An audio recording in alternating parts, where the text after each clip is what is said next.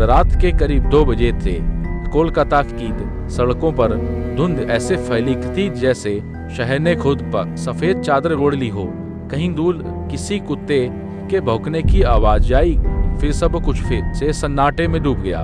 तभी उस खामोशी को चीरती हुई एक घोड़ा गाड़ी भवानीपुर की और बड़ी धीरे भारी और रहस्यमयी चली रही थी।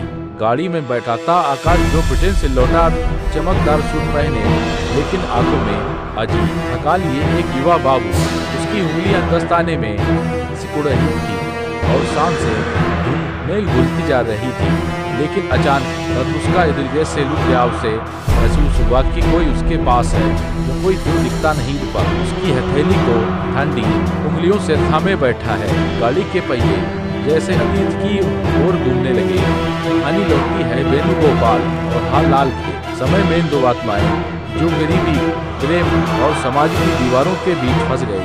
वेणु जी से हाल ने कर पाला दुनिया की कठोरता में खो गया और अब शायद उसकी अधूरी पुकारी इस रात की हवा में तैर रही थी। आकाश की आंखों के सामने धुंध के बीच कभी वेणु का चेहरा उभरता, कभी हाल की टूटी आवाज। सड़क के हर मोड़ पर उसे लगता है गाड़ी उसे कहीं ले जा नहीं रही, बल्कि किसी पुराने पाप या अधूरे वादे की ओर लौटा रही है। घोड़ों की टाप अब किसी दिल की धड़कन जैसी लग रही थी, तेज, बेचैन और डरी हुई।